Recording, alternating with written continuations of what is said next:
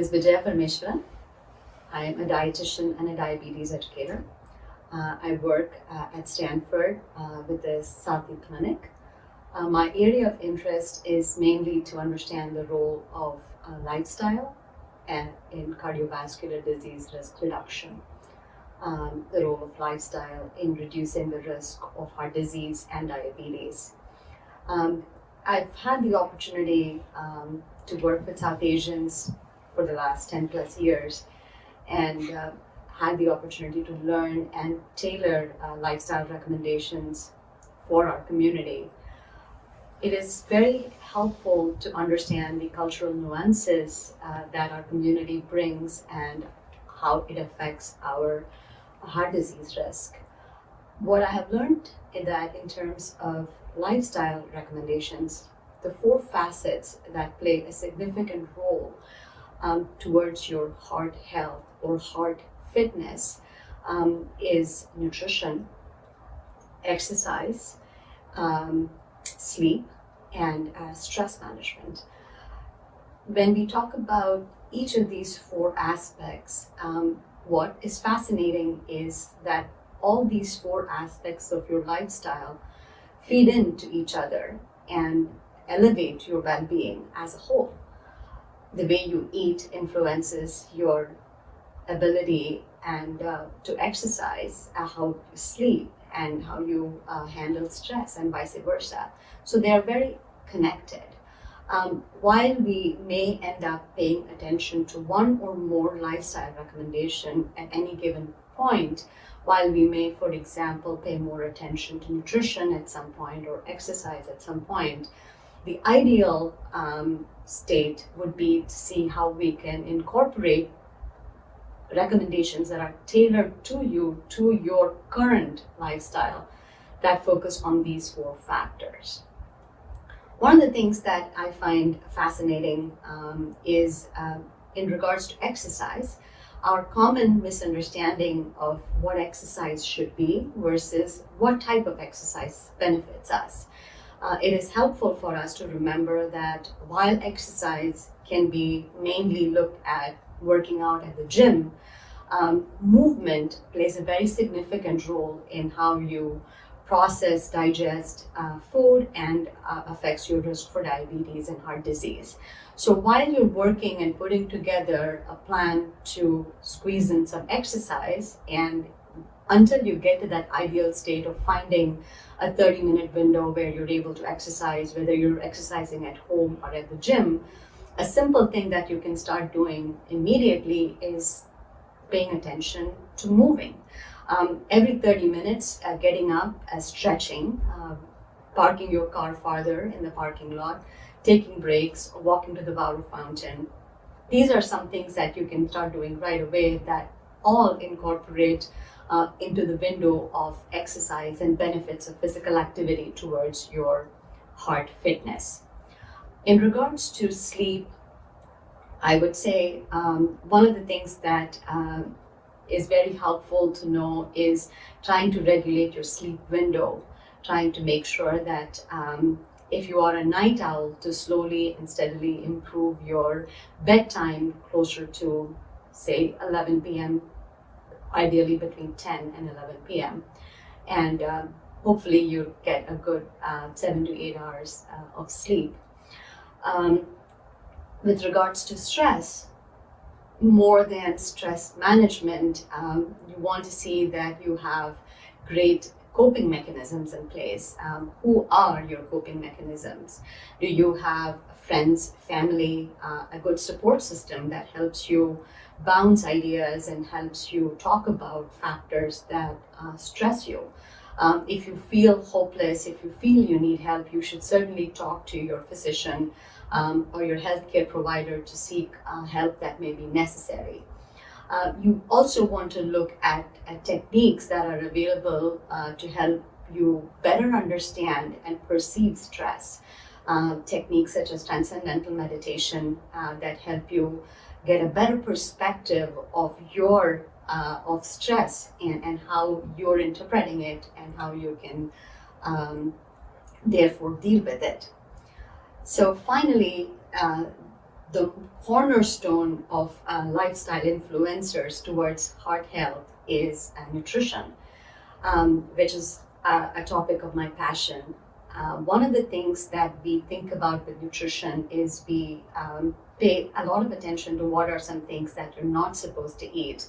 When you go to a dietitian, you're expecting for the dietitian to pick out things in your diet that are bad for you, that you're doing incorrectly. However, the most important thing with nutrition is what you eat.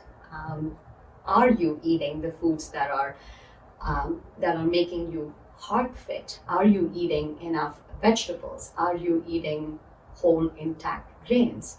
Are you able to figure out where the added sugars are sneaking into your diet and replacing them with good, nutritious, natural sugars?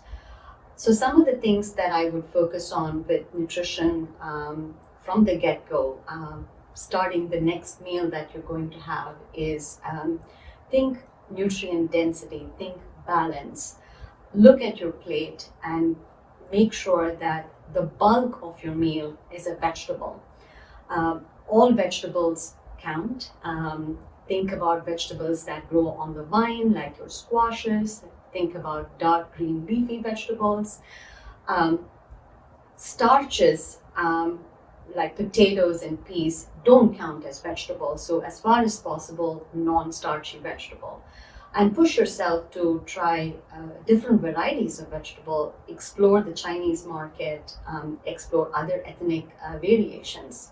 So the most important cornerstone of your dinner or lunch meal that you're going to have should be a vegetable, half of your plate. Now that you have the vegetable taken care of, you want to think about what are the other components of the meal. So the two main components of your meal besides vegetable is your protein. And your protein, I would say we are blessed as South Asians to be exposed to cooking lentils in every possible way. I think our culture really encourages plant-based protein. And many of us have moved away from our specialty that the culture offers. So I would say go back to the roots and always advocate for plant-based protein. Lentils and beans are stars, and a quarter of your plate should be coming from protein. If you prefer to choose animal protein, I would choose lean meats, but I would still encourage for you to be a flexitarian, where you're mostly eating plant-based proteins, and every once in a while you would include an animal protein. So lean meats, fish for sure, about 2 times a week. Lean meats like chicken and turkey would count too. The method of preparation definitely comes into play here, whether it's lentils or vegetables. I would discourage using cream and butter for cooking. Incorporate as much as possible. Stir frying, grilling, those would be the techniques to choose. And the last component of your meal is your whole grain. So we talked about vegetable, we talked about protein, and the last piece is grains. Again, I think as South Asians, we are blessed with having a variety of grains, exposure to a variety of grains. Our country has amaranth, which is eaten in Gujarat, or they call it Rajgira. We have jowar and bajra, which is very commonly eaten in middle part of India. Then you have red rice eaten in Kerala. You have whole wheat eaten in northern India. So if any culture should know how to prepare grains, it should be South Asians. So I would urge you to choose whole intact grains as much as possible. Encourage you to also choose grains that are out of the norm, so not just rice, but for example, if you don't know how to make bhakri with jowar, or which is also called sorghum, you could make mutia, which is something that is made in Gujarat, where you mix it with onions and spices and you stir fry it. So there are a variety of ways that you can prepare grains, and I would urge you to choose as much as possible whole intact grains. Jowar, bajra, barley, red rice are all some fantastic options. So make an effort to choose nutrient density, make an effort to choose balance.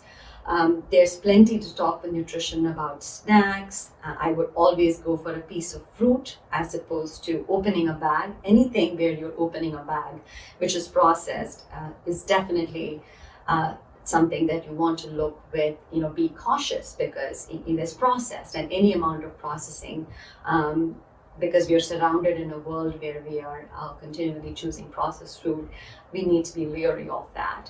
So in summary, I think one of the key things that you want to think about with lifestyle is understand the role of nutrition, exercise, sleep, and stress in your current life. Work with a healthcare provider to establish your baseline for these lifestyle habits, and identify many steps, goals, many small ways for you to start working towards these lifestyle goals to get you to a desired state that will help you get to where you want to be. The last thing I would say is every little effort that you're putting towards your lifestyle counts. It is helping you towards becoming more fit, and it is helping you towards making progress towards your heart health and to lower your risk for diabetes. So every step counts. Thank you.